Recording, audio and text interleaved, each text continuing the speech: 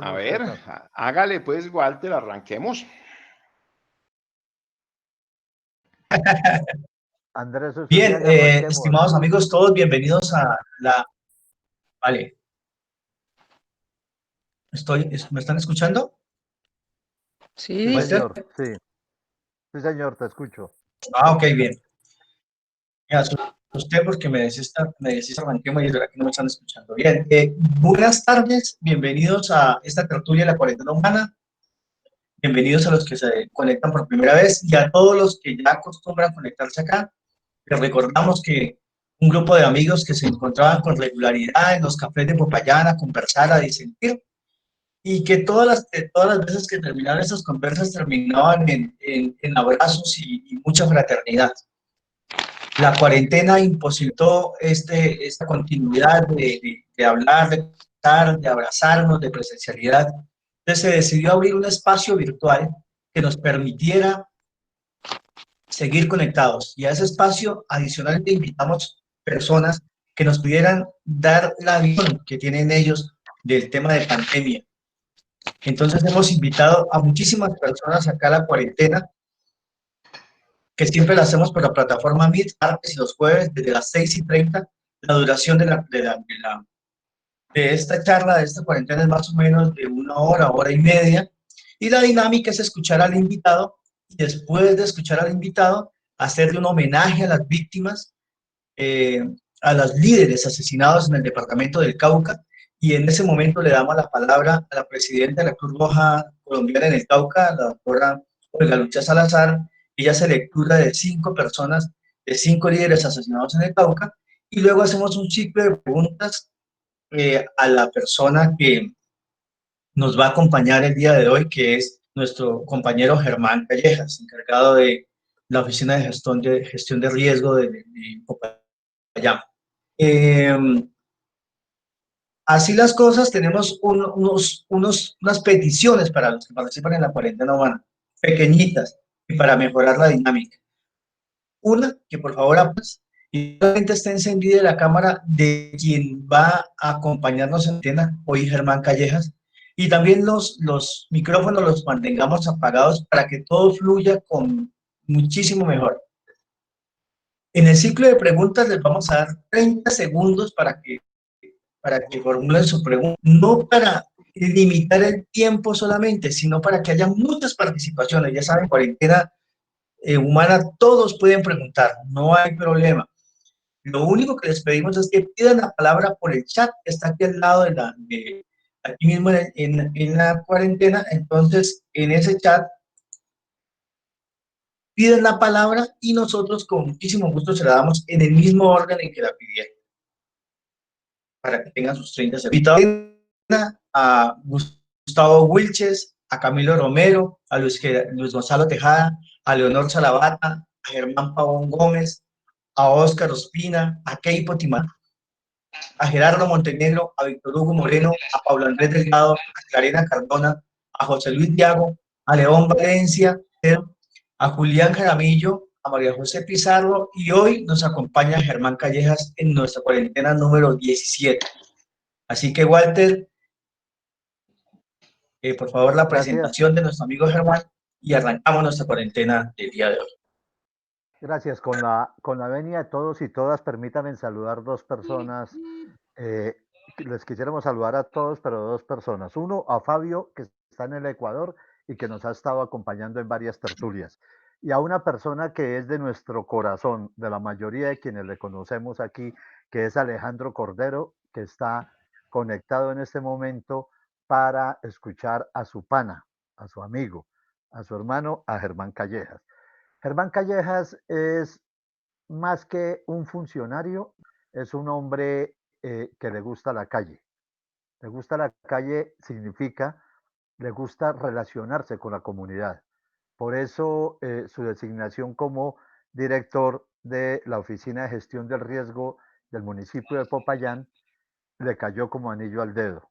Ya lo había sido en el departamento y ahora en nuestra capital, en nuestra ciudad blanca, en esta ciudad de contradicciones, pero también de luchas sociales y de expresiones comunitarias muy importantes.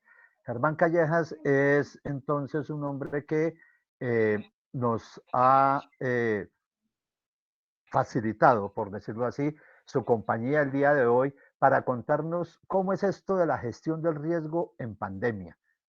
En últimas, qué está haciendo su oficina, ¿cierto? Y cómo se relaciona con la situación actual.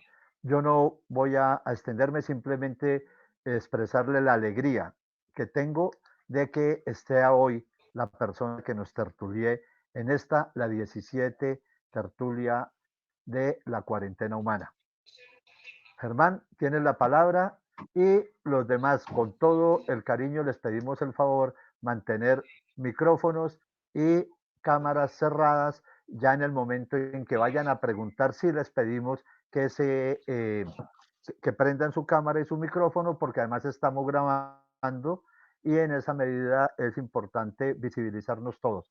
Bienvenidos, bienvenidas a esta 17ª sesión de la cuarentena, de la tertulia de la cuarentena humana. Y Germán Callejas, un abrazo inmenso y gracias por haber aceptado acompañarnos hoy. Bueno, Walter y compañeros y compañeras, cuando Walter me aborda telefónicamente para decirme que miráramos un espacio en donde pudiéramos charlar, más que de pandemia y más que el tema del trabajo, era un tema de amigos, entre amigos. Y lo que encuentro aquí en este espacio es casi a mis hermanos. Encuentro a viejos amigos, Fabio Mariño, me comentas que aquí está Alejandro Cordero, el chiquillo Oscar Ospina.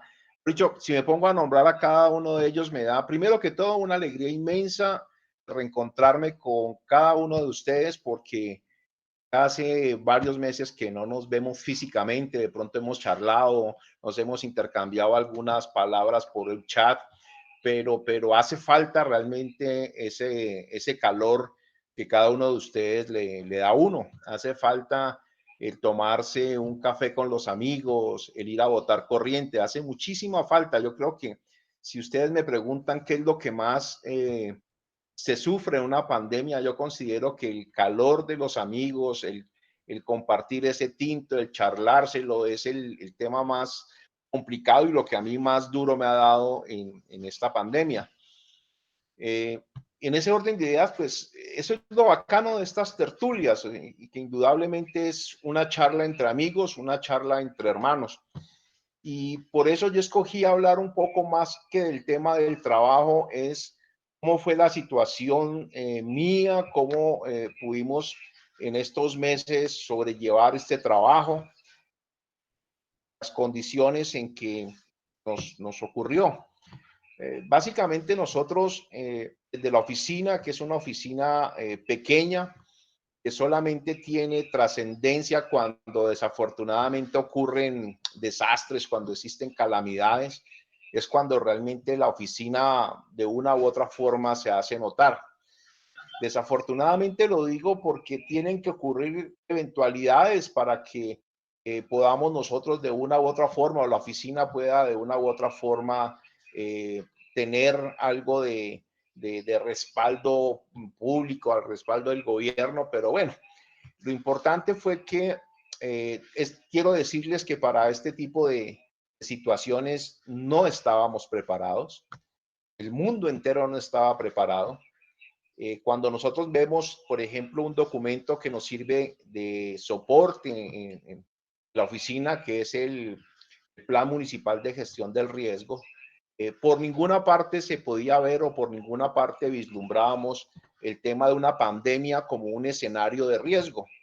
O sea, hablábamos de inundaciones, de deslizamientos, de avenidas torrenciales, hablamos del riesgo sísmico, incluso hasta del riesgo volcánico, pero granizadas, tormentas eléctricas, pero nunca se nos había pasado por la mente hablar de un tema de una pandemia. Eso hizo que realmente la situación fuera muy complicada. Nosotros no estábamos preparados. Aquí en el chat y en esta conversación están Oscar Ospina, que le tocaba también junto con nosotros manejar el tema en la calle, de poder controlar este tema de pandemia, pero en realidad no estábamos preparados. Teníamos que improvisar todos los días lo que se veía venir. Y cuando hablo de improvisar, lo hago con el mayor respeto porque no se trata de una improvisación que busque como excusarnos de no tener una preparación con respecto a una pandemia, pero finalmente eso ocurrió. Como les digo, en ningún escenario de riesgo teníamos nosotros o que se nos cruzaba por la cabeza el tema de una pandemia. Personalmente, en el mes de diciembre, enero, cuando comenzaron a hablar de la pandemia en China, yo fui de los que pensaba que eso era una gripa con un buen community manager. Es decir, bueno, empieza uno como a buscar en esos temas qué hay detrás de eso. O sea, si será mentira, eso finalmente es que buscan levantar unos laboratorios de medicinas, unos laboratorios que han de estar quebrados. Eso es un problema entre China y Estados Unidos que se están viendo cómo volver nada a la economía, en fin, una cantidad de cosas de esas. Y pues nos decían que nos fuéramos preparando, nos decían que tarde o temprano iba a llegar eso a Colombia y obviamente a Popayán. Y nos fuimos preparando con unos muy pocos recursos que teníamos en la oficina, en la administración municipal, eh, porque de todas formas empezamos nosotros a mirar qué podía tocarnos, pero como repito, nunca llegamos a pensar de que fuera un tema que nos fuera a cambiar la vida a todos, a toda esta generación nos fuera a cambiar la vida. Yo me acuerdo como en el año 83 cuando la gente hablaba del terremoto, que le cambió la vida, la gente en Popayán se saludaba, pero eso fue antes o después del terremoto. Yo no sé si ustedes se acuerdan que era muy chistoso oír a toda la gente, ve y fuiste a tal cosa, pero antes o después del terremoto. Yo creo que a esta nueva generación a ir antes o después de la pandemia. Y lo digo de una forma muy jocosa, porque finalmente en un año o en unos años de pronto esto se irá a convertir simplemente en una anécdota. Y Alejandro Cordero, que ha pasado como por 6 pandemias en su historia, pues me imagino pues que él sí podrá pensarlo de otra forma. Pero bueno, entonces, les repito, no estábamos preparados, no estábamos preparados. En la administración municipal comenzamos a hacer reuniones, empezamos a hacer puestos de mando unificado para empezar a mirar con qué recursos contábamos y empieza uno a tener escalofrío cuando por ejemplo, en Secretaría, una reunión que tuvimos con la Secretaría de Salud, con algunos compañeros de la oficina en un PMU y con la policía empezamos nosotros a hablar de muertos, de si estamos preparados para enfrentar cuántos muertos pueden ser. Es ahí cuando empezamos a obtener las primeras cifras del Instituto Nacional de Salud, del Ministerio de Salud, una calculadora de Excel que nos hablaban de que en Popayán podrían haber 6,000 muertos. Empezamos como a aterrarnos, como a empezar a mirar que las cifras podían ser algo terribles. Fue cuando empezamos ahora sí a decir, bueno, y en estos 6,000 muertos donde se nos lleguen a presentar, ¿dónde los cremamos? ¿Cómo los cremamos? ¿Tenemos bolsas para cremarlos? Empezamos también, dentro de ustedes me conocen y muy jocosamente a preguntar, pues los que no alcancen de bolsas, pues les damos aunque sea de libra de café. Me preguntaba la secretaria de gobierno de la libra de café que para qué, digo, pues para el velorio. Pero resulta que no, que ni siquiera entendíamos que en una pandemia de estas, ni siquiera los muertos tienen posibilidad de ser velados. Es decir, estamos hablando de que es personas, son seres humanos que con el solo hecho de tener eh, eh, la sospecha de haber fallecido por COVID van directamente a los hornos crematorios sin ni siquiera pasar por una despedida. Usted entra a un hospital y muere por COVID, sus familiares no lo vuelven a ver, sino en un cajón, en unas cenizas. Entonces comienza uno a golpearse con toda esta realidad. Cuando estábamos nosotros charlando, planificando qué hacer, allí fue que en donde entonces, cuando empezábamos nosotros a mirar lo que había que hacer, pues empezamos a hablar de una declaratoria de calamidad pública. Lideramos la declaratoria de calamidad pública convocando al Consejo Municipal de Gestión del Riesgo, que es el ente que básicamente orienta las acciones de la política de gestión del riesgo en el municipio. Los convocamos y se recomendó obviamente al señor alcalde que se declarara la calamidad pública porque lo que venía era duro. Fue la primera reunión, por ejemplo, de ese consejo municipal, de pronto fue la última reunión que tuvimos masiva en la alcaldía. Para eso hicimos una reunión en el CAN, en donde separamos los asientos como a 2 metros uno de otro, en donde nos decían que no podíamos tener más de 50 personas. En ese momento hablábamos de 50 personas. Ahora ustedes hablan de que no podemos tener ni siquiera 10 personas en una reunión. En fin, nos estábamos enfrentando a una cantidad de cosas que nunca por la mente se nos habían pasado. Declaramos entonces esa calamidad pública y empezamos a construir los documentos y empezábamos a prepararnos para construir los documentos de plan de acción específico para manejar los recursos, cómo se iban a poder manejar, y empezamos nosotros a lanzar estrategias, muchas estrategias que nos quedaron en el aire. Nosotros pensábamos hablar entonces de temas educativos, de capacitaciones en la gente. Me acuerdo que 8 días antes hicimos con la policía un recorrido por todos los bares y discotecas para ver si la gente tenía jabón, si tenía gel, si la gente iba a usar desinfectante. O sea, no llegamos a medir la magnitud de lo que estaba pasando. Esa ocasión me acuerdo que esa noche a la madrugada que cerramos como 2 o 3 discotecas, ni siquiera porque no tuvieran los equipos de bioseguridad, no porque no tenían licencia de funcionamiento u otros papeles, ni siquiera nos pasaba por la cabeza que 8 días después el presidente nos iba a meter en cuarentena y nos iba a encerrar. Otro gran golpe, porque nunca llegábamos a pensar de que nos fuéramos a tener que encerrar. Pero lo más duro creo que nos ocurre cuando creo que es el primer puñetazo en la cara que se nos da porque estábamos planificando, estábamos estructurando las cosas, es cuando el señor alcalde aparece positivo. Y es ahí cuando por protocolos nos toca irnos de cuarentena a nuestras casas. Nos encerramos en una situación de terror, podemos hablar usar la palabra terror, en donde no sabíamos qué iba a pasar, qué estaba sucediendo afuera. Cuando nos tocó empezar a manejar todo este tema de la videollamada, la videoconferencia, que para muchos de nosotros, yo por lo menos no sabía que existía este Meet, no sabía que existían una cantidad de aplicaciones que permitían hacer reuniones entre muchísima gente. Y empezamos nosotros desde nuestras casas a tratar de manejar lo que ocurriera en la calle. Nosotros me acuerdo que antes de encerrarnos salíamos a la calle y que se decretaban los primeros toques de queda. Entonces, básicamente la gente era un terror, la gente caminaba lánguida, caminaba, muchos osollaban, en fin. Entonces, eso fue muy abrumador. Empezaron, obviamente, en mi teléfono de la oficina comenzamos a recibir cientos y cientos de mensajes de gente que hablaba de que si encontraban a alguien tosiendo en la calle, que si ese era un COVID, que si nos iban a matar, que si todos nos íbamos a morir. Empezó también los noticieros a mostrar imágenes de Italia, imágenes de España. Comienza de todas formas una depresión tal que hace que muchos obviamente no tuviéramos sosiego.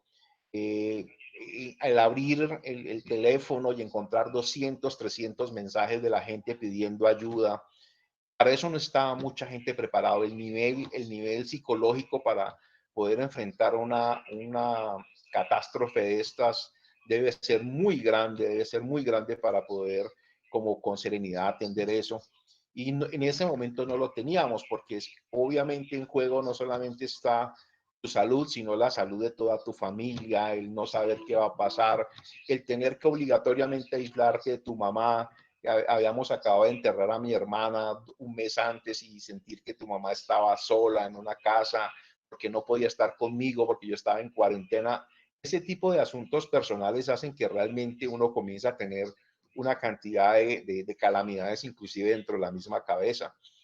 Pero poco a poco fueron avanzando los días, pudimos terminar con la cuarentena. Tuve un equipo en la oficina muy grande, personas muy berracas que desde el primer día permanecieron ellos en la calle al frente de las situaciones, Cuando se empezó a hablar de que teníamos que obviamente hacer cuarentenas, sabíamos y determinamos que la gente entonces iba a necesitar comida porque no iba a poder salir. Y es cuando empezamos nosotros a implementar el tema de banco de alimentos. Empezamos a decir que a la gente teníamos nosotros que entregarle mercados y como cosa risible empezamos a pensar en la posibilidad apenas de 1.200 mercados y sacamos plata para 1.200 mercados y que va. Cuando nosotros estábamos hablando de 1.200 mercados, había más de 15.000 familias que se habían inscrito solicitando ayuda alimentaria. Cuando el presidente nos encierra y nos mete en una cuarentena, empezamos nosotros de todas formas a mirar cómo podíamos alimentar a la gente, repito, y cuando extiende la cuarentena 15 días más, entendemos que la situación era de seguir alimentando a la gente y empezamos nosotros a buscar la posibilidad de conseguir y poner toda la plata de lo que teníamos nosotros en el gobierno para asuntos pues de proyectos que teníamos de gobierno, meter todo a temas de mercados, a temas de elementos de bioseguridad, en fin, una cantidad de cosas y fue terrible porque en el mercado así tú tuvieras la plata no encontrabas cosas. Me acuerdo aquí está el doctor Ospina, está Oscar y mirábamos cómo en las páginas de internet no habían proveedores ni siquiera para respiradores, no había quien nos vendiera tapabocas, quien vendiera alcohol, absolutamente nada. Entonces, es ridículo y risible cuando comienza también la persecución de Procuraduría, Contraloría, hablando muchas veces de sobrecostos, cuando en realidad nosotros en el mercado no encontrábamos absolutamente nada. Cuando nos tocó rogarle a proveedores de que nos vendieran comida, porque también ya lo estaban empezando a acaparar. Entonces, estaban ellos empezando a hacer una cantidad de cosas y en el mercado no había facilidad. Es el momento en que aún, por ejemplo, los respiradores, antes empezaron a hablar que la SUSIs, toda la cosa, en el mercado cuando costaban casi 40 millones de pesos, se estaban consiguiendo a 360 millones, a 400 millones de pesos, y había que esperar meses para que pudieran llegar. Y empieza todo el mundo a convertirse en experto de manejo de COVID. Empiezan por las redes sociales a decir que qué pasa, que por qué nosotros no hacíamos carpas afuera de los hospitales o hospitales militares para atender la gente. Y empezamos nosotros como a sentarnos y a dejar que la espuma de la cerveza bajara. Oscar, se hizo una excelente labor, empezó a tener contacto con médicos payaneses que estaban alrededor del mundo y que estaban en España, que estaban en Italia, comienzan a contarnos cómo es que realmente manejaban la emergencia allá. Empezamos a tener entonces interrelación ya no con gente tóxica que decía que todos nos íbamos a morir, porque también teníamos en el chat, por ejemplo, amigos tóxicos que solamente te mandaban videos de gente muriéndose. Veían a alguien tosiendo en la calle y desmayándose en una calle y mandaban el video y decía, esto es cierto, es verdad que hay un positivo en no sé de dónde, es verdad que hay un positivo en no sé qué. Por ejemplo, los que estuvimos en cuarentena nos veían como leprosos, es decir, salíamos al balcón, por ejemplo, a recibir una llamada, que era lo único, y los vecinos comenzaban inclusive a cambiarse de andén. En fin, son situaciones de la vida del miedo, tal vez, de las personas que manejamos todos. Entonces, salimos con las dificultades de tratar de conseguir insumos médicos, no se conseguía, tratar de conseguir comida al por mayor o en esas cantidades no se conseguía. En fin, no podíamos nosotros ir a la oficina, nos tocó hacer la oficina nuestra en el cuerpo de bomberos. Muy amablemente el comandante Gañán nos permitió un espacio allá en la estructura nueva del cuerpo de bomberos. Desde allí empezamos nosotros a manejar el banco de alimentos. Nos tocó repartir los alimentos al final casi clandestinamente, porque en las primeras semanas la gente comenzó, por ejemplo, a buscar dónde conseguir los mercados, que quién repartía mercados. Íbamos a entregar con los organismos de socorro los mercados a los barrios y en muchas ocasiones los socorristas fueron perseguidos, muchos fueron casi a la carrera, tenían que salir porque obviamente la gente y las comunidades querían robar las camionetas donde iban los mercados. Nos tocó utilizar ejército y policía para comprar las caravanas que uno veía, por ejemplo, en África, cuando estaban repartiendo alimentos que eran con soldados y que era con Naciones Unidas y que uno veía por allá lejos, pues resulta que nos tocó a nosotros hacer lo mismo. Es decir, nosotros teníamos las camionetas llenas de mercados y nos tocaba ir con caravana de policía adelante, policía atrás, ejército. Una situación muy complicada. Posteriormente comenzaron los bloqueos en la ciudad, la gente pidiendo comida. Tuvimos que atender casi cerca de 26 bloqueos en diferentes partes de la ciudad, y la gente muy brava porque en el contexto cultural de la gente decían que la culpa de todo era el alcalde porque el alcalde era el que había traído el virus. Eso se empezó a propagar de esa forma. Entonces muchísima gente echándole la culpa a la administración de la llegada del COVID acá a Popayán. Nos insultaban. En fin, fue muy, muy difícil.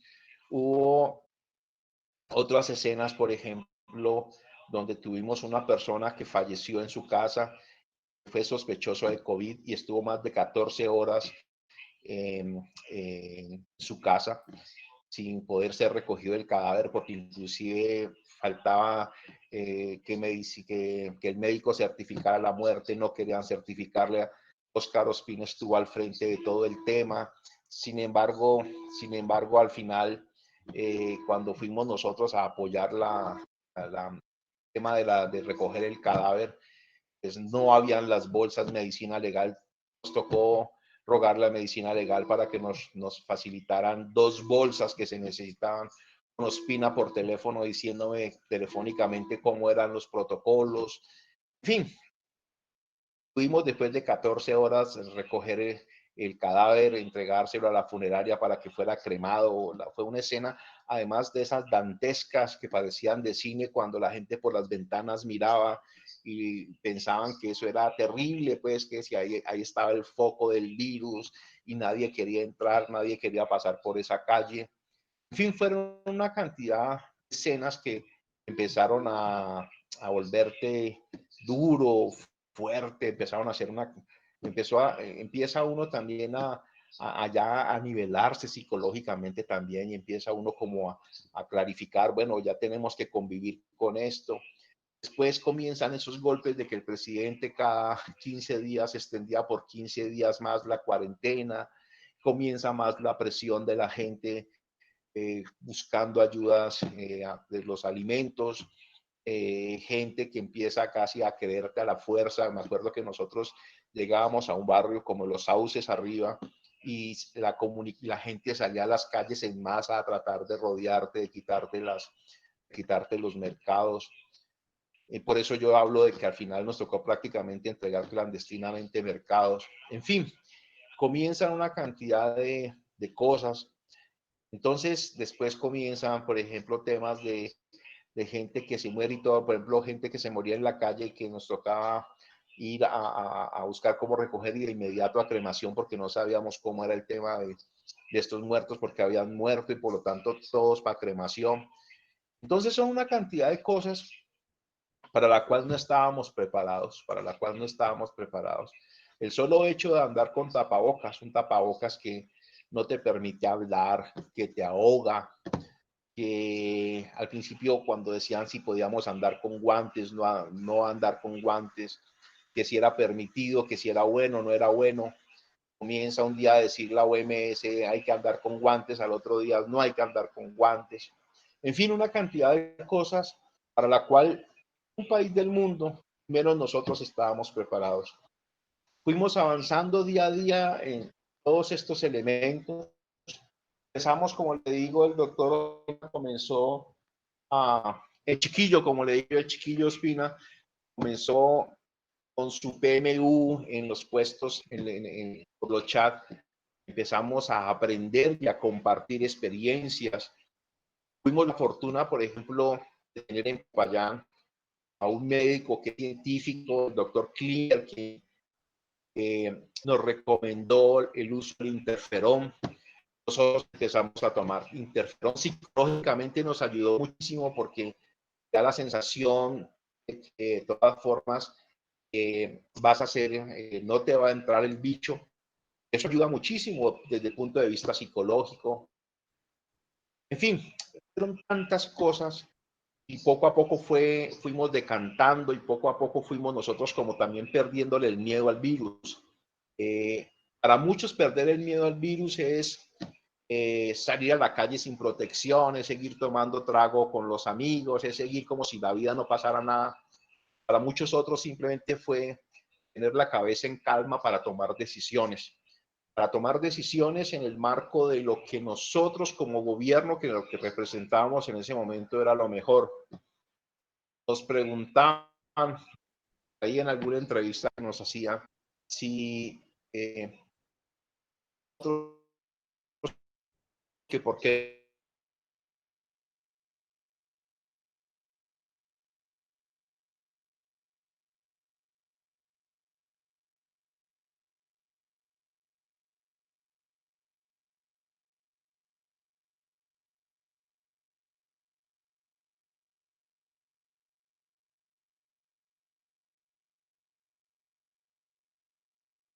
cansados también, empezaron a sentirse que no valía la pena. Era como si quisiéramos retener un océano con una pequeña ramita o con una pequeña piedra. Y ya entendimos que realmente muchas de las acciones no dependen de los decretos ni dependen de las leyes que se impongan. Depende ya de la cultura y la responsabilidad que tenga cada persona. No podemos ponerle un policía a cada persona para que a través de un decreto o a través de un decreto no podemos acabar con una pandemia. Se hicieron esfuerzos enormes, como les decía, todos los días aprendiendo. Nosotros finalmente no sabemos esto que va a pasar. Cada mes vamos alargando el pico, que el pico no va a ser ahora, el pico va a ser posterior. La estrategia que planteó Ospina desde el punto de vista de salud fue muy acertada y para que poco a poco la gente se fuera contagiando como en pocas cuotas mensuales, algo así para poder dar tiempo a prepararnos, por dar tiempo un poco a conocer mejor el comportamiento del virus. Y muchas de las cosas que planeábamos y planificamos se fueron al carajo porque simplemente la gente también se cansó, la gente entendió que no importaba lo que fuera, la gente le tuvo más miedo al hambre, al virus, y por esa razón la gente salió a trabajar desaforada, a trabajar.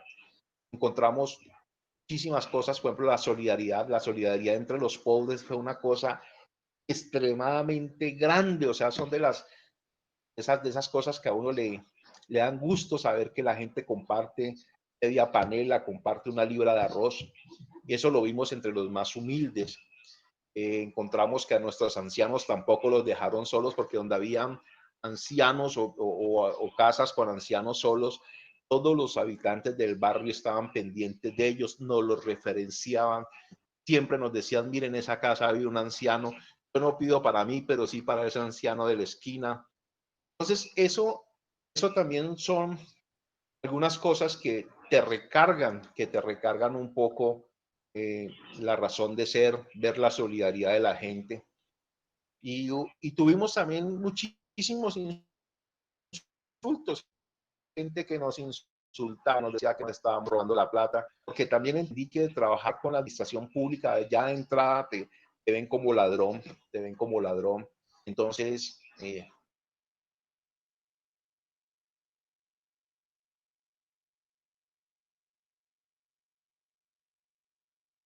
más cerca a la gente, los alrededores estaban, nos dieron el mejor precio, nos dieron las posibilidades de los 9 negocios donde la gente pudiera ir a reclamar los bonos de alimentos sin ningún problema, estaban completamente abastecidos.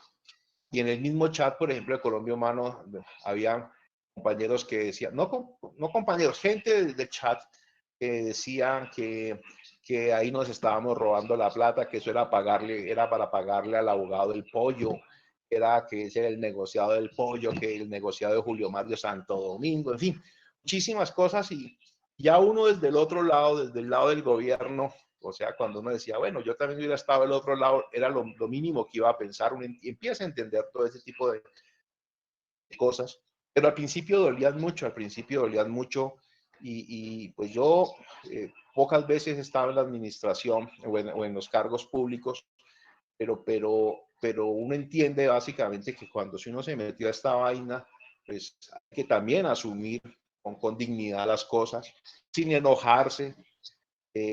Entiendo, me acuerdo, me encantó mucho, por ejemplo, cuando Olguita y Walter me dicen, Esco, ni que no te conociéramos. Entonces, eso ayuda a que los hermanos de uno le digan que confiamos en ti, en lo que has hecho, pues es bacano y lo recarga a uno, lo recarga y le da elementos para seguir. Lo recarga a uno las bendiciones de la gente. Muchísima gente nos insultaba, pero muchísima gente también nos bendijo. Mi madre decía que una bendición, una sola bendición, mata 1000 maldiciones. Y de eso estoy lleno. Nos ha bendecido mucha gente, hemos estado de la mano con mucha gente también que ha necesitado. Entonces, bueno, ha sido un tema difícil, pero que logramos superar poco a poco. La gente ha sido resiliente.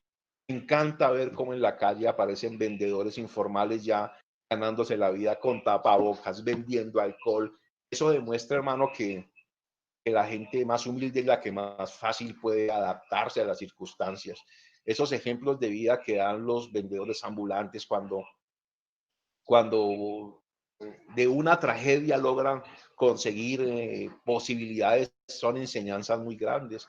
Gente que se reinventa en los restaurantes con los domicilios, gente que se reinventa, por ejemplo, las ventas, los carros, uno mira gente vendiendo en las bodegas huevos, vendiendo alcohol, vendiendo de todo. O sea, da a entender de que los colombianos y los patojos también tenemos la posibilidad de reinventarnos, la posibilidad de salir de las crisis y generar oportunidades. Y creo que ese es el gran reto que tiene el gobierno municipal y pues obviamente generar oportunidades de estas crisis. Por otro lado, dentro de la oficina también agradecemos mucho que este invierno no nos pegó tan duro en la época de pandemia. Ustedes se imaginan, por ejemplo, como ayer, sí, anoche hubo un incendio y en el incendio los bomberos, con gran preocupación, más preocupante que el incendio era ver a 300, 400 personas sin tapaboca chismoseando el incendio. Era como contaminación. Si ustedes se imaginan, hubiese ocurrido, por ejemplo, inundaciones, derrumbes en medio de esta pandemia. Afortunadamente la naturaleza tampoco nos golpeó tan duro.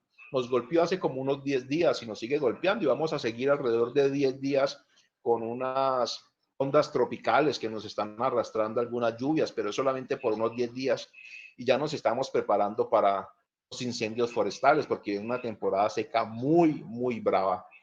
Entonces, la oficina, pues todo el tiempo estuvo en función en la calle y eso fue lo que el alcalde, tuvimos un consejo de gobierno hace 8 días, cuando hablábamos de autoevaluarnos, yo le dije que si a mí me preguntaban realmente cuál había sido el mayor logro de la oficina, es el haber estado al lado de la gente.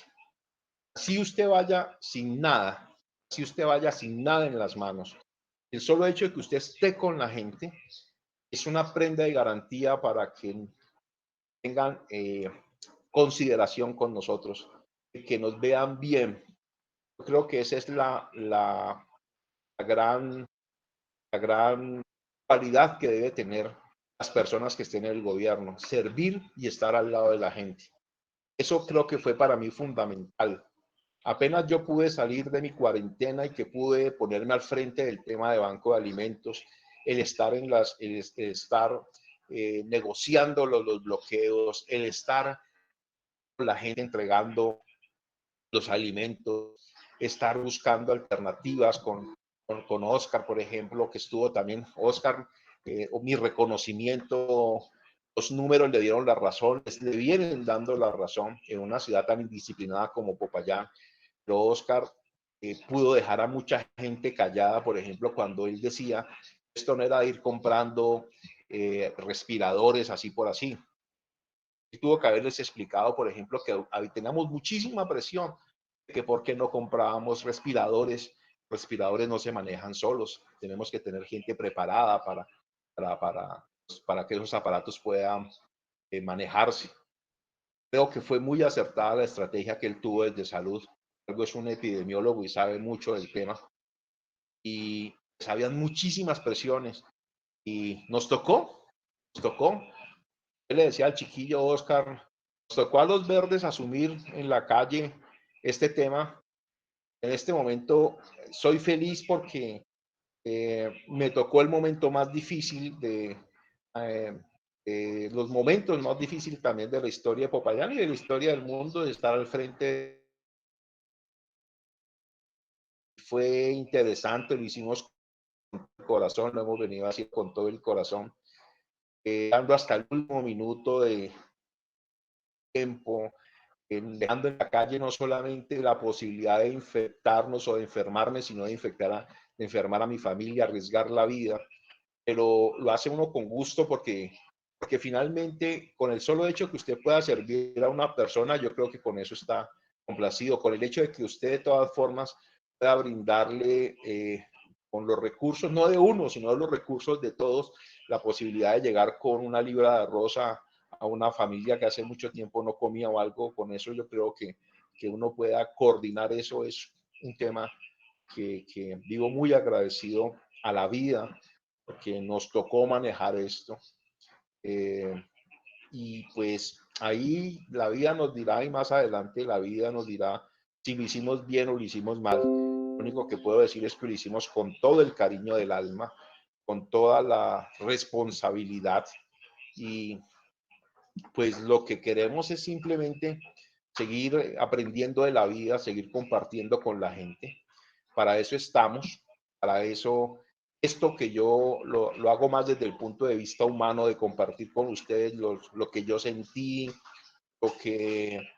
los miedos, los temores, más como amigo que como funcionario. Creo que es una forma de decirles que gracias al haber compartido con ustedes el afecto y el cariño, que pude también tener las fuerzas para compartir con la gente lo poquito que conozcamos de algún tema y que podamos haber estado al frente.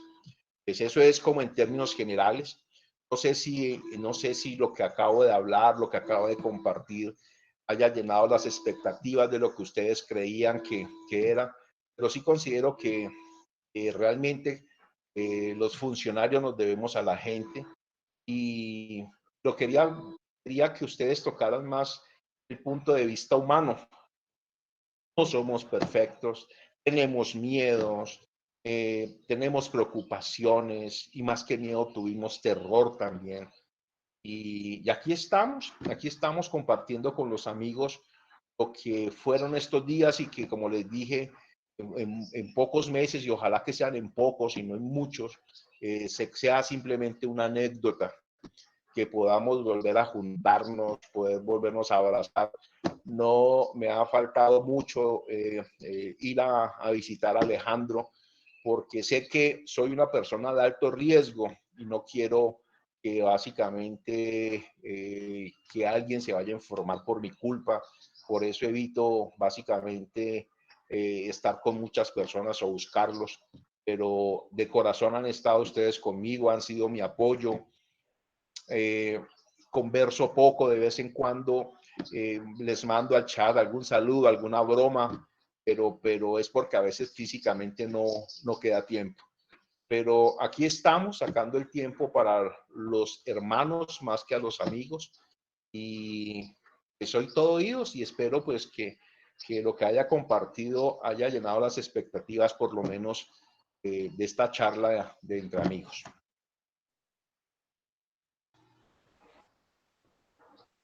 Vale, Germán, muy amable. Te quiero,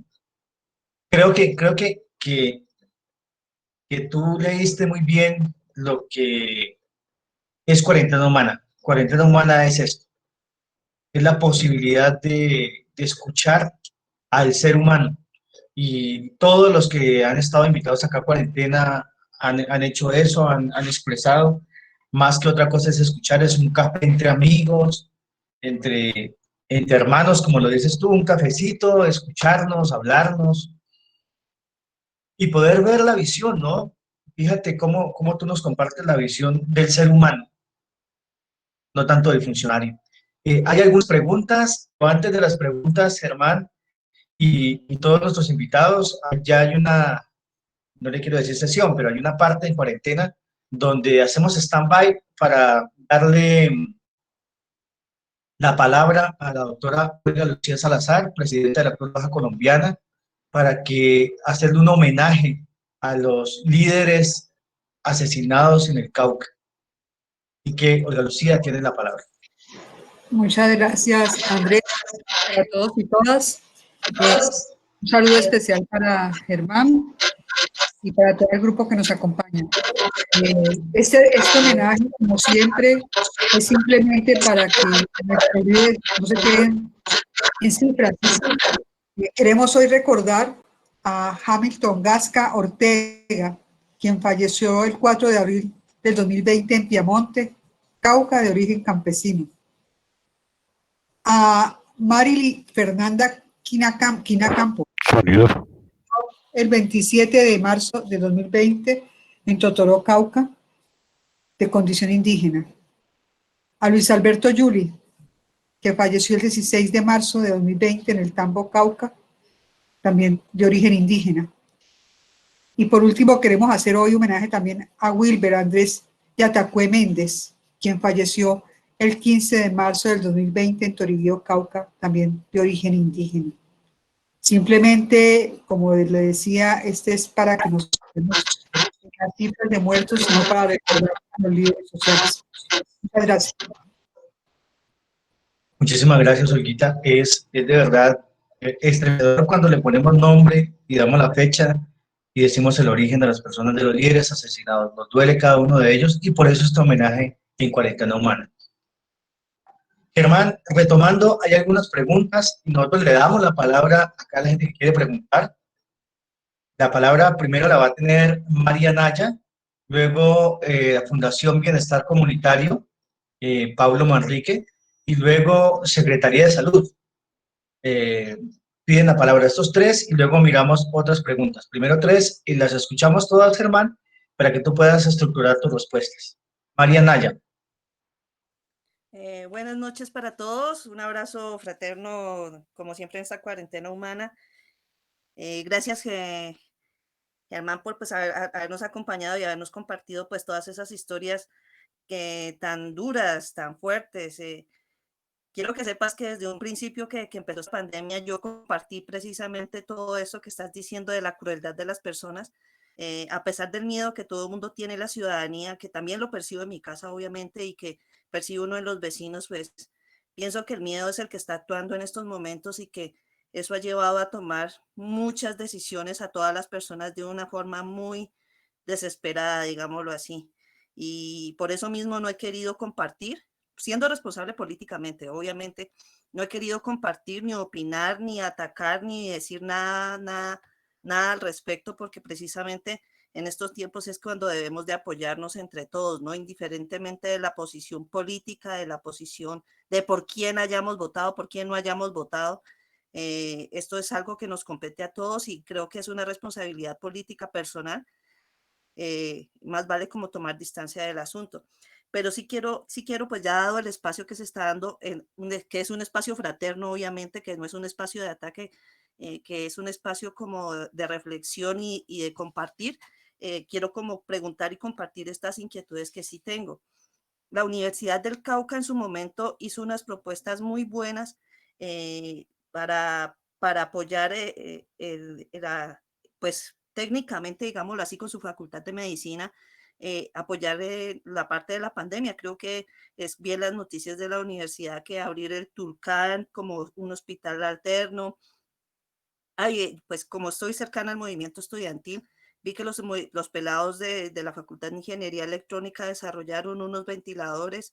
O sea, de todos modos, Germán, deberían, pues, como consejo, bueno, como recomendación, tener en cuenta estas propuestas en caso tal de que se vaya a necesitar y crear una mesa técnica, pues, o no sé, pues ustedes tomarán las decisiones, porque yo creo que Popayán y el Cauca, más con la Universidad del Cauca, bueno, está la Fundación con Psicología, se podrían tener como unas líneas de apoyo frente a estas propuestas y estas buenas intenciones que hay. Los estudiantes están metidos en los laboratorios, me consta, Germán, sería bueno que los conozcas.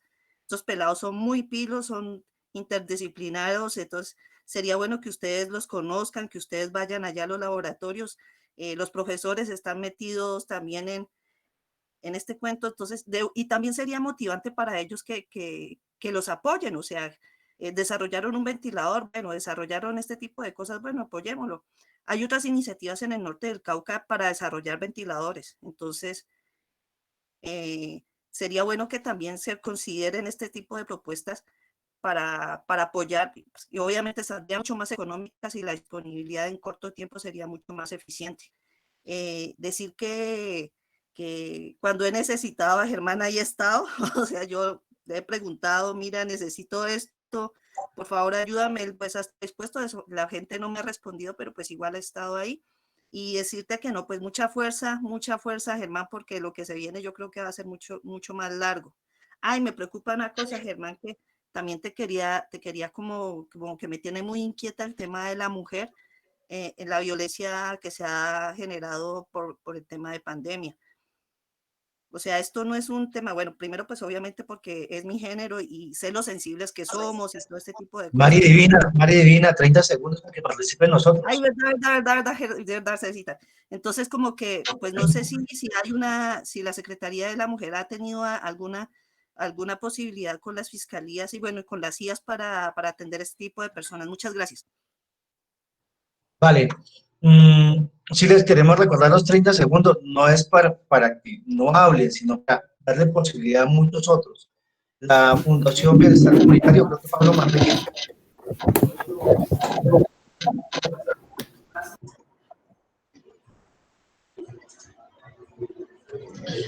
Buenas noches, Germán. Bueno, a nivel...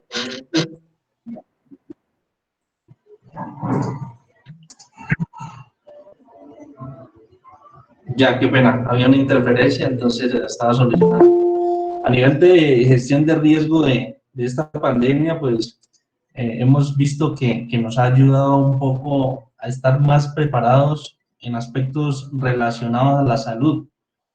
En los temas diferentes a eso, yo quisiera preguntar, ¿aprendimos también a estar preparados y más que estar preparados, aprendimos a atender o a prevenir posibles acciones que puedan generar emergencias?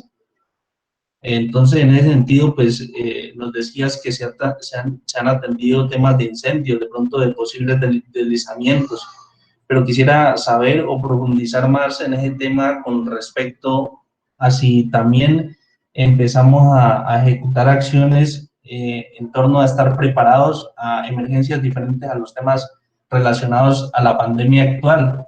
Gracias, Germán. Gracias, Pablito. Me pide la palabra Secretaría de Salud, pero la verdad no sé el nombre. Tiene la palabra Secretaría de Salud. Óscar Ospina, querido César, muchas gracias.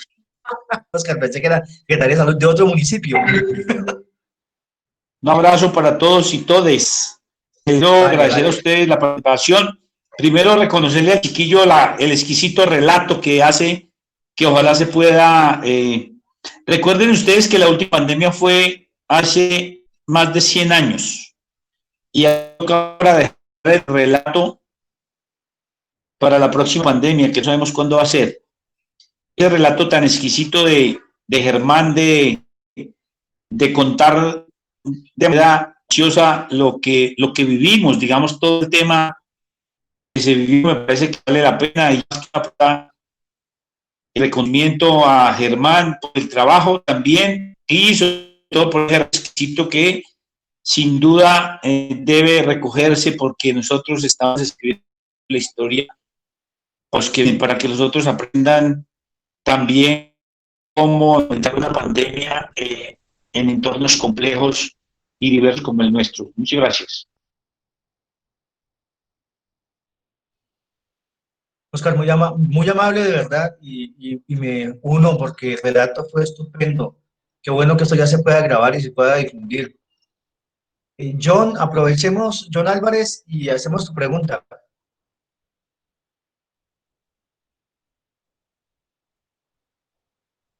John Álvarez. Dale, entonces, Germán, en cuanto a las pruebas primeras. Ah, ok. Sí, estaba Llegó. activando el micrófono. Buenas noches a todos. Dale. Sí, una pregunta, pues me llama bastante la curiosidad. Bueno, saluda a los amigos, a Óscar Ospina, a Germán.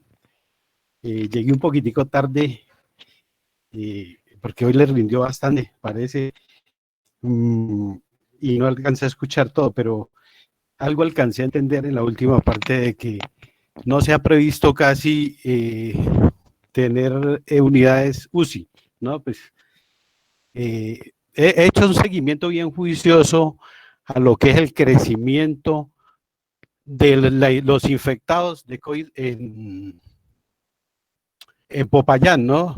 Estábamos el 19 de junio en una cifra bastante baja y en este momento, a fecha 7 de julio, estamos como en 100, espérate, estamos en 210 y subiendo. Llevamos una pendiente altísima, llevamos pues ya prácticamente uno ve que esta es una curva exponencial y digamos que si uno hace cálculos crudos por otro lado, pues yo como matemático eso es más o menos lo que hago. Uno ve que si en Popayán son 300.000 y dicen que los que se van a infectar son el 70% para poder que la curva baje, eso quiere decir que 210.000 se van a infectar, ¿sí? De los 210.000, 21.000, porque es más o menos el 90%, podrían llegar a un hospital, ¿sí? Lo preocupante es que si esos 21.000 pasan por un hospital, ¿con qué se los va a atender? Porque la mayoría van a pasar a UCI. Entonces, esa es como mi pregunta, ¿cómo se enfoca en ese sentido y qué equivocaciones tengo? Son unos cálculos muy gruesos, pero esa es mi pregunta. Y la segunda pregunta es, ¿qué se hace para controlar estas EPS? A ver, yo les cuento. Yo tuve COVID hace 12 días, 13 días, ya me dio negativo, pues me tomaron la muestra para negativo, pero la respuesta, digamos, si era negativo se demoró 12 días, pero me lo dio un funcionario de salud pública departamental, porque la EPS nunca me ha notificado aún, porque a ellos no les interesa tanto si me entero o no me entero, o si estaba, o si cuando estoy infectado, si yo sabía si estaba infectado o no, tampoco, ¿sí? También aclaro que cuando descubrí que tenía COVID, lo hice por un motivo de trabajo, iba a salir y fui y me hice una prueba rápida y ahí me di cuenta, ¿sí?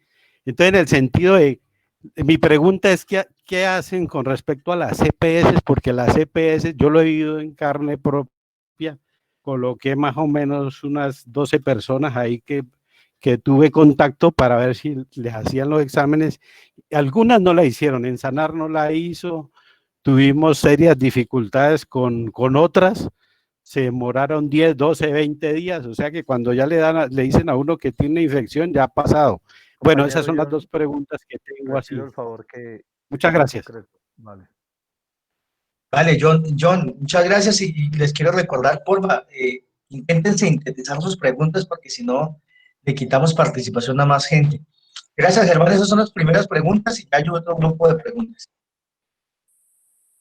Bueno, Madi, sí, o sea, fundamentalmente yo creo que el COVID mata, pero el miedo mata mucho más. Y ese miedo no bien controlado, pues obviamente hace que uno tenga dificultades hasta mentales. Entonces, ese tipo de cosas sí es fundamental. Y el miedo se le quita a uno cuando empieza a tener un poco más de conocimiento con respecto al virus, cuando empieza a ver cómo funciona, ya empieza a intercambiar opiniones con otra gente de otro lado que ha manejado el virus, en fin, eso es fundamental. Con respecto a que si estamos preparados a temas diferentes del COVID, sí, estamos preparados. creo que la oficina de Popayán de gestión del riesgo es de las oficinas que más información con respecto a la situación de terreno, es la que más información tiene. Inclusive podemos decir que tenemos algunas cosas más de información a detalle que la misma planeación municipal, pero igual todos compartimos la información pues con todas las secretarías, pero sí estamos preparados, tenemos por lo menos una oficina, tenemos un presupuesto. Hace unos años y en muchos municipios en este momento ni siquiera existen una oficina o no existe una persona encargada de la gestión del riesgo, pero sí tenemos ya acciones dentro del plan de desarrollo, o sea, ya tenemos nosotros líneas gruesas dentro del plan de desarrollo y líneas específicas también, lo que quiere decir que cada vez le prestamos más atención a la gestión del riesgo dentro del gobierno. Puedo decirte que sí tenemos, por ejemplo, de los pocos SAT, que son sistemas de alertas tempranas de ríos, que lo tenemos nosotros acá en Popayán. Por ejemplo, tenemos el SAT del río Molino, donde no solamente tenemos una tecnología de punta, sino que está esto mezclado con el recurso humano, porque tenemos vigías que están constantemente verificando cómo están los niveles del río Molino. Tenemos bastante información de primera mano del Instituto Geológico, del IDEAM, en fin, tenemos información, y cuando usted sabe que cuando uno maneja la información y bien manejada una información, uno puede sentirse preparado. Agradezco las palabras del chiquillo Espina.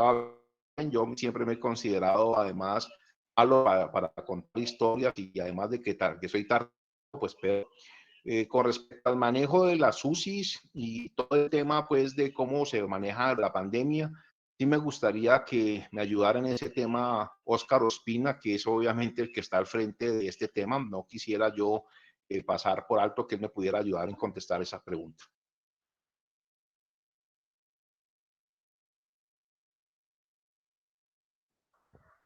Doctor Óscar. Yo creo, Óscar, que en unos 2 minutos vos nos podés ayudar a responderle a John Álvarez.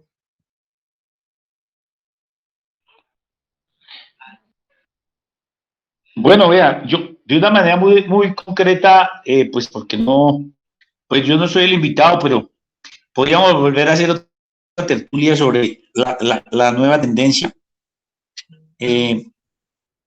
Bueno, yo no sé si le entendí bien a John. John habló de una prueba rápida que le dio positiva. Yo tengo que decirle que si se tomó solo esa prueba, no significa que haya tenido COVID, porque las pruebas rápidas no sirven para diagnosticar COVID, solamente son un indicativo para poder tomar la prueba confirmatoria.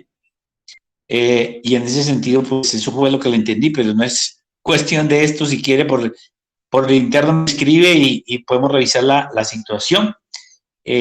Pero vea, quiero decirles, el gobierno nacional, a raíz del tema que Germán planteó de la dificultad de conseguir ventiladores, equipos de protección personal y demás en el mercado internacional, el gobierno nacional asumió digamos, la batuta de poder negociar a alto nivel a través de vías diplomáticas, poder conseguir ventiladores, monitores y otros equipos que desaparecieron del mundo porque los países que los producían pues tomaron cerraron digamos, las posibilidades de exportar. Alemania, que produce los mejores ventiladores, Estados Unidos, Italia, todos esos países cerraron y prohibieron exportar ventiladores porque los necesitaban para sus propios connacionales. Y en ese sentido, el gobierno nacional lo que dijo es para que no estuvieran compitiendo los territorios a ver cuál conseguía más ventiladores en el mundo, pues se tomó la decisión de monopolizar la compra de ventiladores para el país. Y por eso diseñó digamos, 4 etapas de lo que se llama el plan de expansión hospitalaria para la atención de pacientes, y planteó comprar ventiladores. Se han ido cambiando los números, ustedes han visto la pelea pues del presidente con Claudia, pero digamos él decidió comprar unos ventiladores y empezárselos a entregar a los territorios de acuerdo a cómo se comportara la pandemia. diseñó 4 etapas. La primera etapa es la etapa inicial de usar la capacidad instalada, que es en la que nosotros estamos. Ustedes saben que aquí, por más que hayamos subido, nuestra capacidad instalada no ha estado ni siquiera en el 10%. Nosotros tenemos 210 ventiladores en Popayán hoy, incluidos los del Susana, que instalaron hace unos días. Bueno, los que entregó la CEO al Hospital San José, esos sí son nuevos. Podríamos tener hablar de 214, 215 ventiladores. Y en esa ocupación no hemos llegado ni al 10%, es decir, creo que ni al 5% de esa capacidad. Ustedes escuchan a Bogotá o a otros que están en el 50, en el 60 o en el 70%. Ese es un indicador que nosotros monitoreamos todos los días para ponernos alerta. Pero el gobierno nacional dijo, nosotros vamos a utilizar primero la capacidad instalada, después vamos a utilizar, vamos a expandir nuestra capacidad, pero todo bajo la batuta de ellos. Ellos comprando a través de vía diplomática y de ellos distribuyendo. Por esa razón, a nosotros, el gobierno nacional, en la primera tanda nos dijo, les voy a dar 83 ventiladores al Cauca, o sea, a Popayán, que es el único sitio donde hay unidades de cuidado intensivo, y estamos esperándolos porque no nos los ha entregado, ni uno siquiera. ¿Y qué es lo que está esperando? Pues el gobierno nacional está poniendo los ventiladores en los sitios donde los necesitan. Usted lo escucha todos los días y lo ha puesto en las ciudades que los necesitan. Y por lo tanto nosotros aquí lo que decimos es, nosotros tenemos nuestra capacidad instalada, digamos, está relativamente controlada. Popayán ha tenido un comportamiento diferente en la pandemia. Yo tengo datos que le puedo dar rápidamente. Miren, el primer caso de Cincelejo fue el 29 de marzo. El primer caso de Popayán fue el 17 de marzo. El primer caso de Pasto fue el 28 de marzo. Cuando usted compara esas ciudades, que aquí acabo de abrir esa página que la reviso todos los días, si usted mira la tasa de mortalidad en Cincelejo, está en 30.96. La tasa de mortalidad en Popayán está en el 0.92. Imaginen ustedes, y Cincelejo empezó mucho después de nosotros y tiene 1.495 contagiados. Pasto, que para compararnos con Pasto, pues aquí por ser nuestro vecino. Pasto empezó, San Juan de Pasto tiene 914 contagios, empezó el 28 de marzo. Y la mortalidad en Pasto es una mortalidad del 5.86. Nosotros tenemos 0.92. Nosotros nos vamos a desfilar en población y en tiempo de empezar la pandemia. Por eso, cuando decimos en Popayán, nosotros hemos hecho muchas cosas, lo que hablamos en la tertulia nuestra. Los puestos de control que desafortunadamente están desmontando en mala hora en las zonas rurales de Popayán. Muchísimo. Y sí, nosotros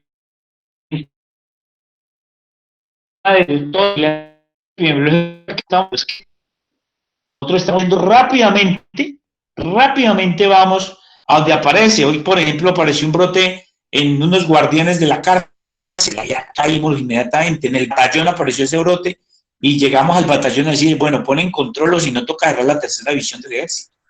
Cerramos una olímpica de Porada del Hugo. Nosotros caemos en un centro cerámico aquí de la Esmeralda. Fuimos a visitar al señor la semana pasada por un caso. El señor no quería, no bravió, que no. Le tomó la prueba, aparecieron 14 casos en un solo establecimiento comercial.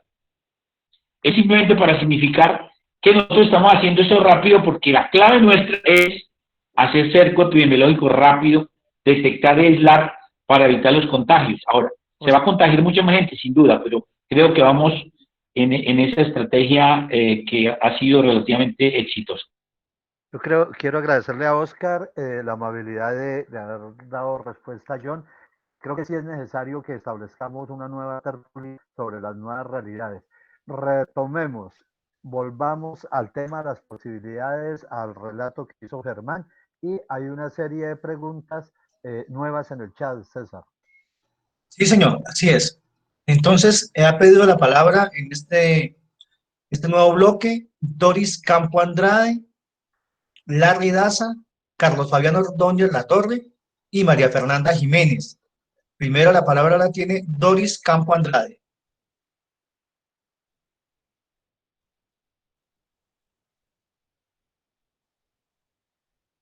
Doris. ¿Va la una? Entonces, Larry Daza.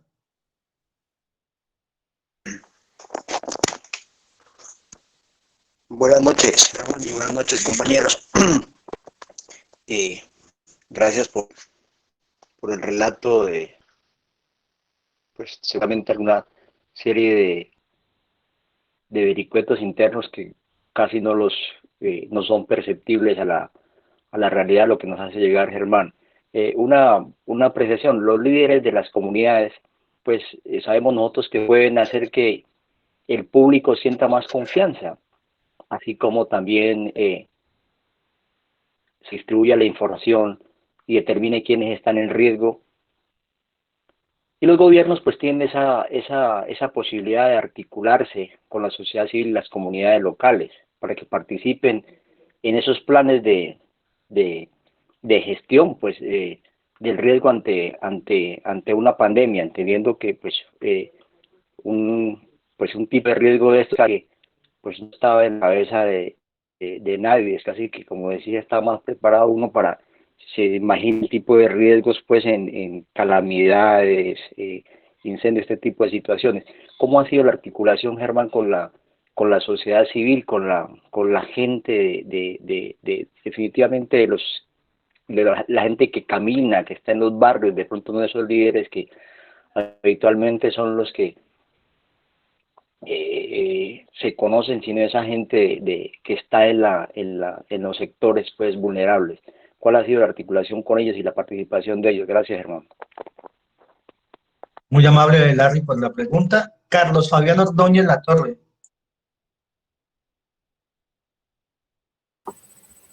Muy buenas noches. No sé si me ven, no me ven. Yo no me veo, por lo menos. Ahí está, concejal, lo estamos escuchando perfectamente.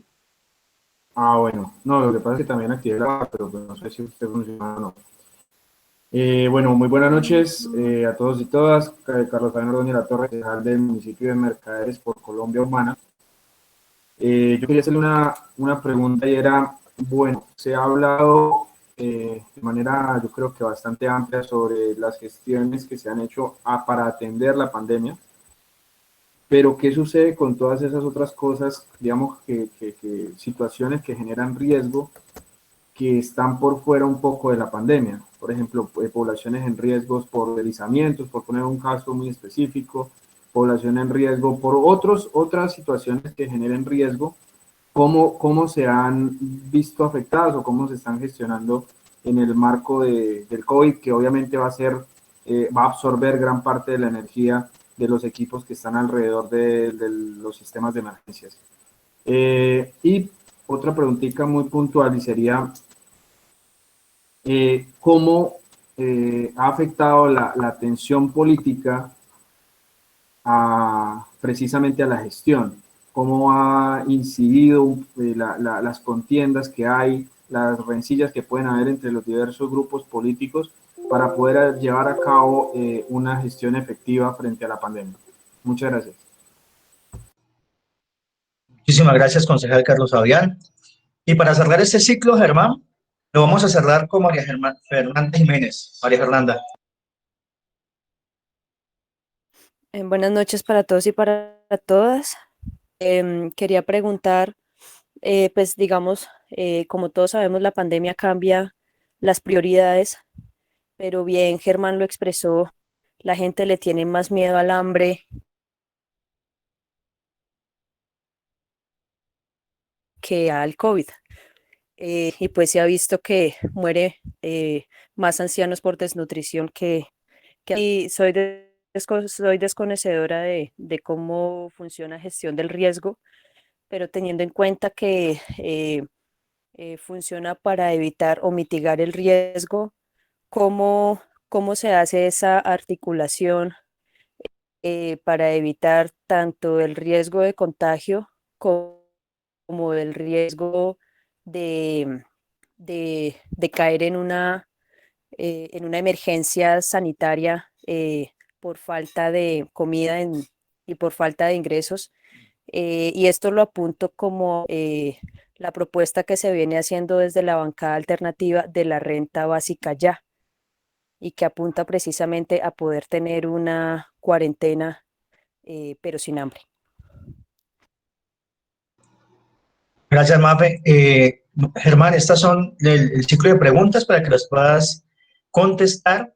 Y quiero pedirle a las personas que han pedido la palabra, por ejemplo, a Margot Chagüendo, a José Sidney Chamorro, y nuevamente a John, que si se ven respondidos, por lo que va a decir Germán ahora, nos lo hagan saber en el chat para cederle la palabra a otra persona. Gracias. Dale, Germán. Bueno, líderes comunitarios y articulación con los líderes, me pregunta Larry. En este tema nosotros de articulación tuvimos experiencias positivas y experiencias negativas con la articulación de líderes. Con algunos líderes tuvimos experiencias positivas, por ejemplo, en el tema de los controles comunitarios.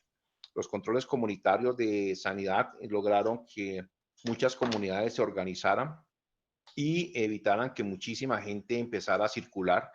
Y ustedes saben que en la medida en que la gente circule, el virus circula. Entonces, muchísima gente se pudo organizar a través de los líderes y lideresas de muchas comunidades para este tipo de cosas. O sea, eso fue una coordinación positiva con muchas personas o con muchos líderes también de comunidades. Logramos obtener también listados de personas que estaban necesitadas, que estaban vulnerables y que obviamente con los cruces respectivos pudimos pasar por banco de alimentos.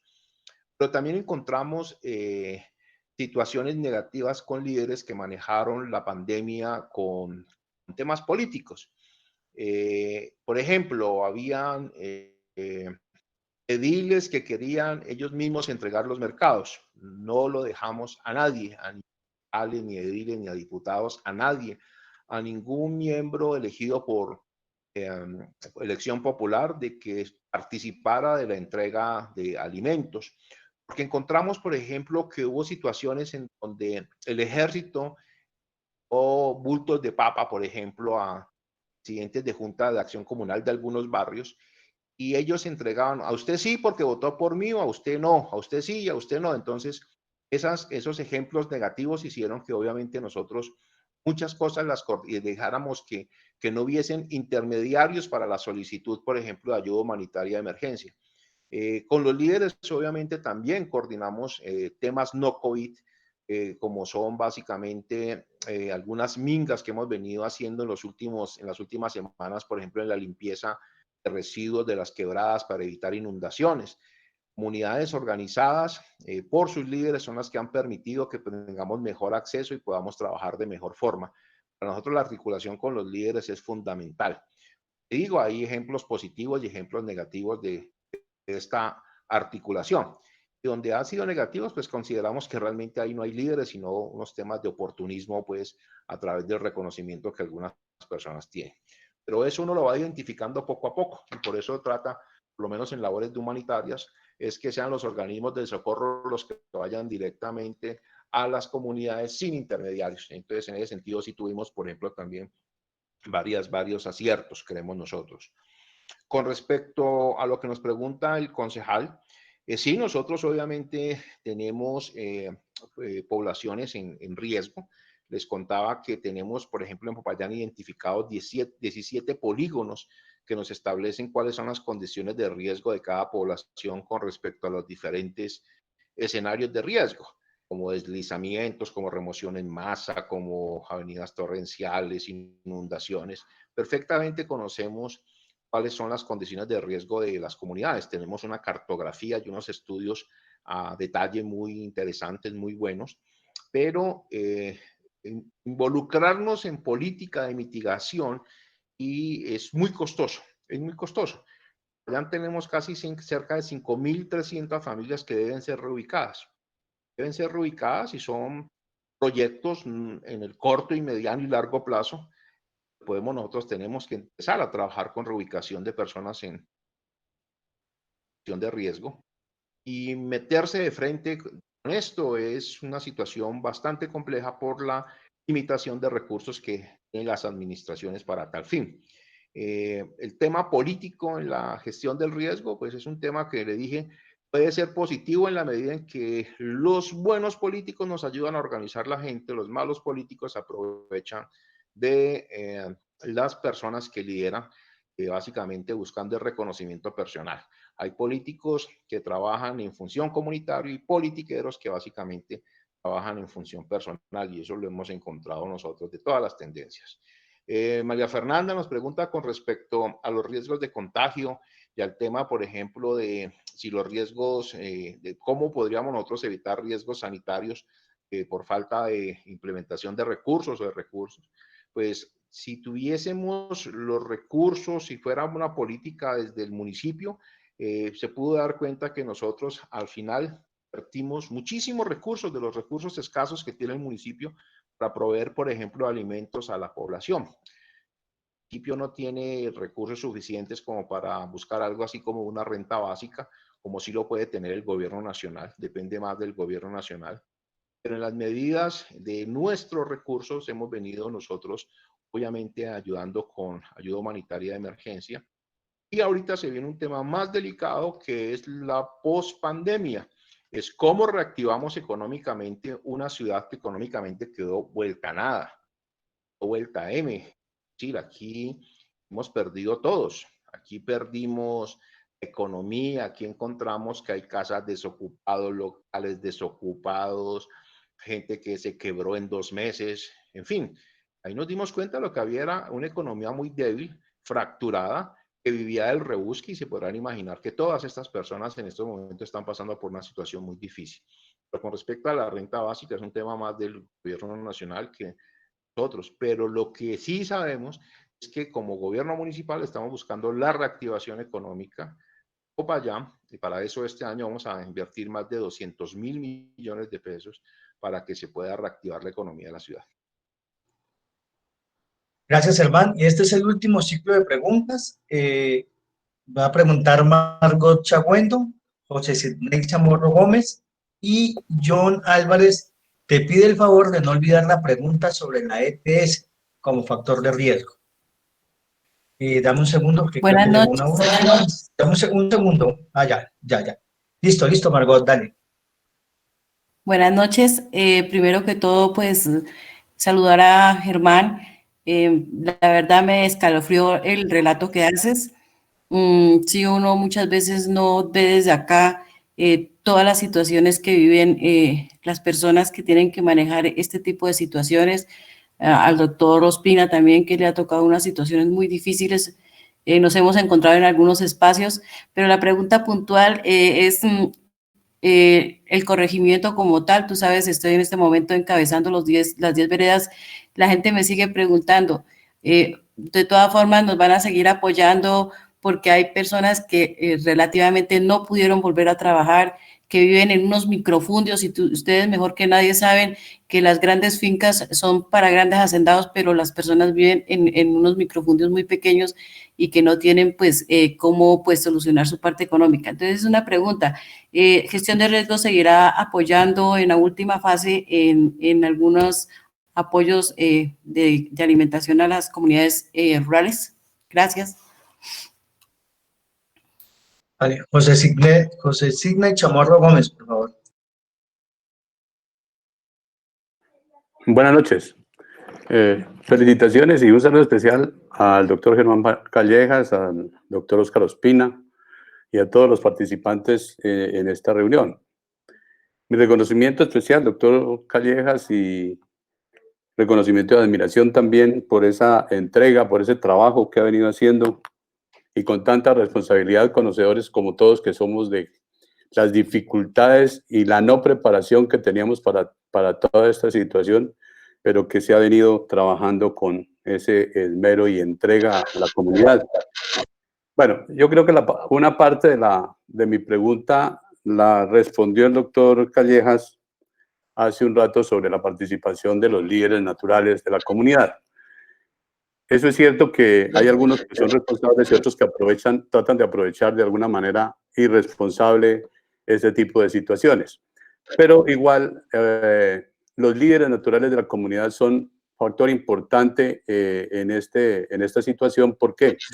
Porque el trabajo para detener la pandemia no está solamente en el gobierno, no está solamente en los funcionarios, sino básicamente en la decisión que tome la misma comunidad, y creo que los líderes naturales son importantes en este proceso. Pero el complemento de mi intervención, el doctor Callejas, en proponer o tratar de que solicitar se tenga en cuenta a también otros conglomerados que existen dentro de la organización social, que son las juntas administradoras de los conjuntos y de los conjuntos residenciales, ¿sí? Y también las compañías de vigilancia. Estas organizaciones tienen a su cargo este tipo de conglomerados, y muchos no están haciendo absolutamente nada, son indiferentes a la situación que se vive. Entonces pienso que en ese mismo proceso de organización con personas que tienen alguna injerencia en la comunidad, propondría muy comedidamente que se incluya a este tipo de organizaciones, juntas administradoras y compañías de vigilancia. Muchas gracias. Gracias a ti, José.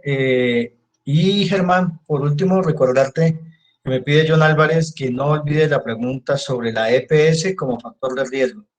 Listo, con esto cerramos las preguntas, Germán. Listo.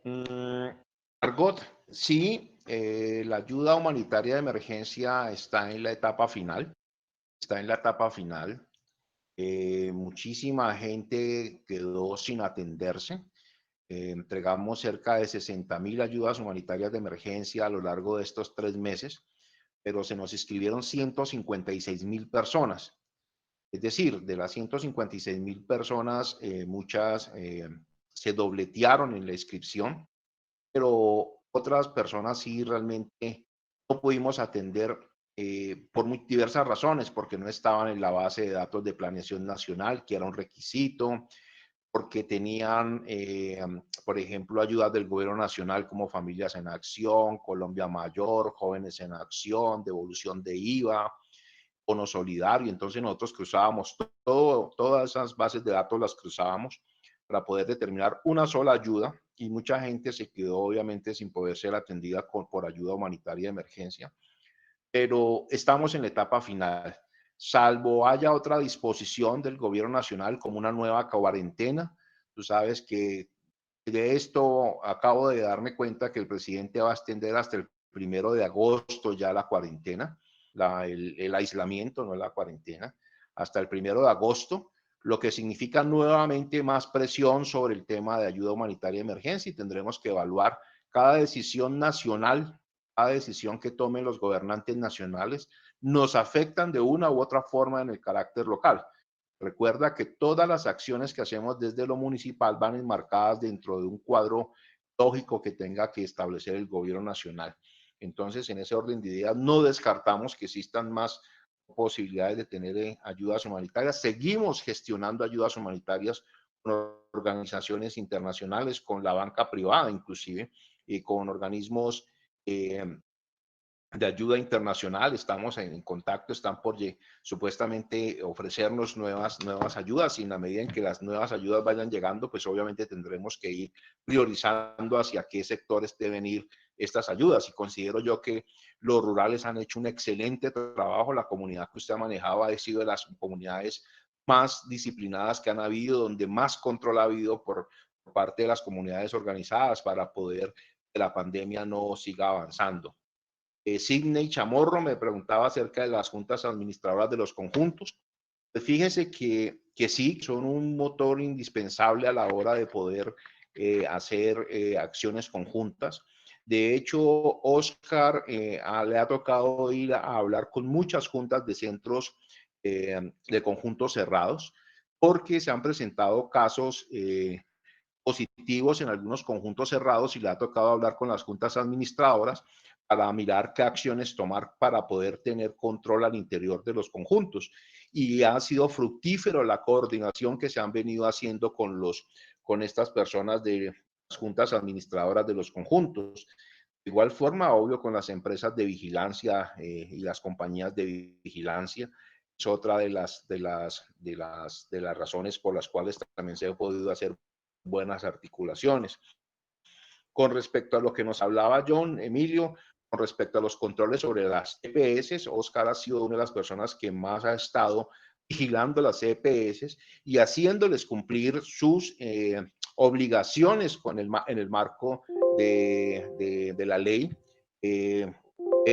Soy testigo y doy testimonio de las peleas que se han dado con muchas EPS por la tardanza, por ejemplo, con el tema de las tomas de las muestras, con los resultados, con la inoperancia, por ejemplo, con respecto a no entregar los medicamentos a domicilio a las personas que son de alto riesgo.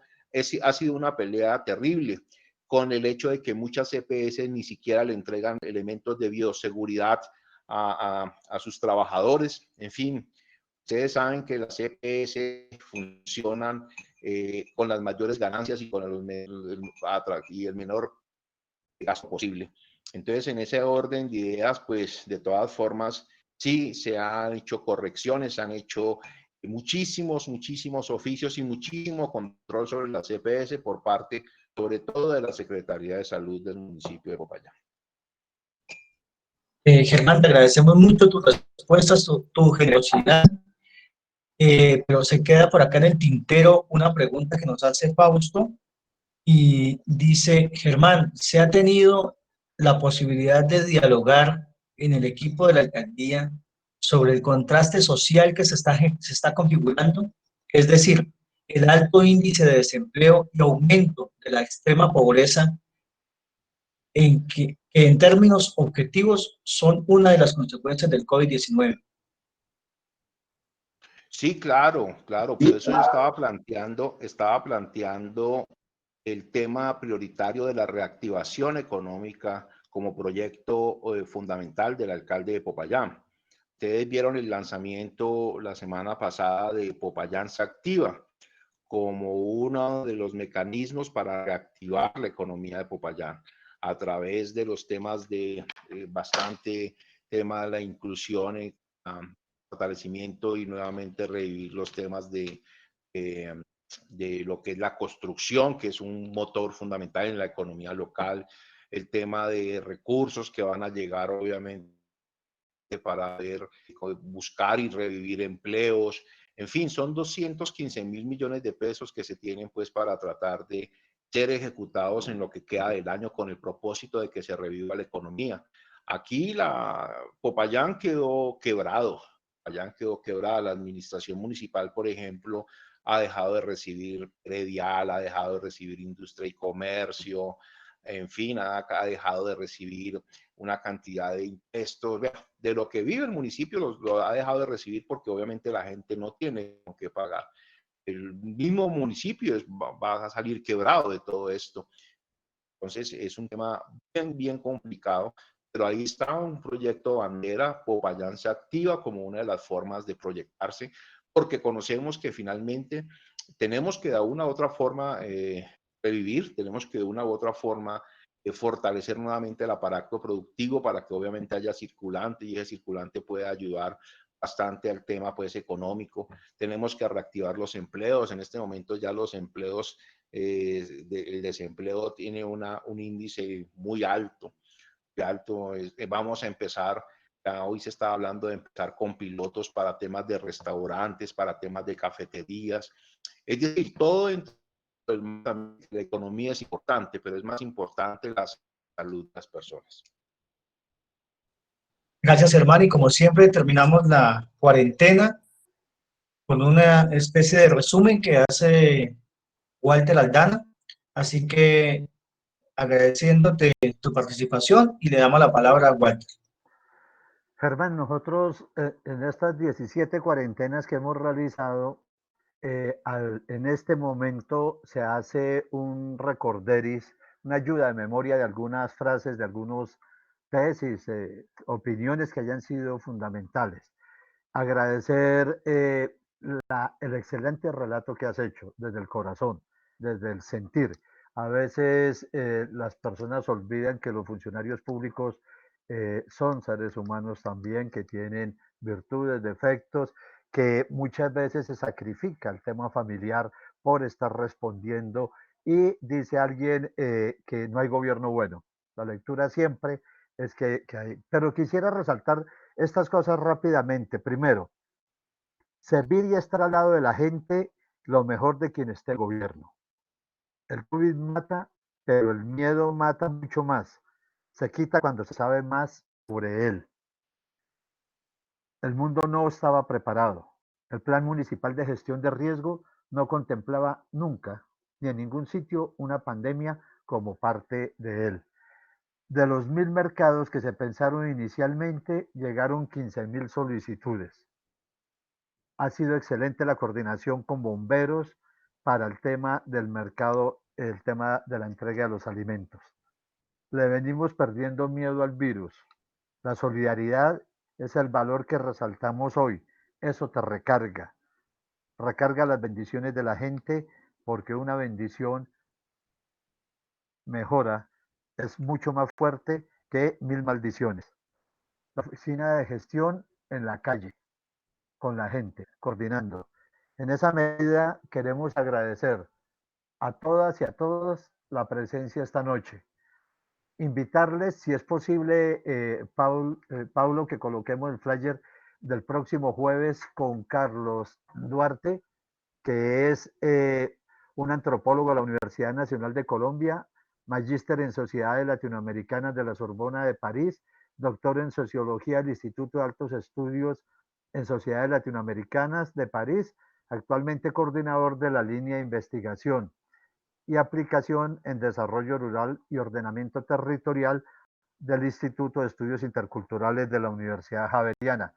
Ustedes lo ven y lo van a escuchar el próximo jueves y es una de las personas más sencillas, más humildes en sus títulos, no son lo que lo presenta su forma de ser, lo presenta su concepción de la vida, como hemos escuchado el día de hoy.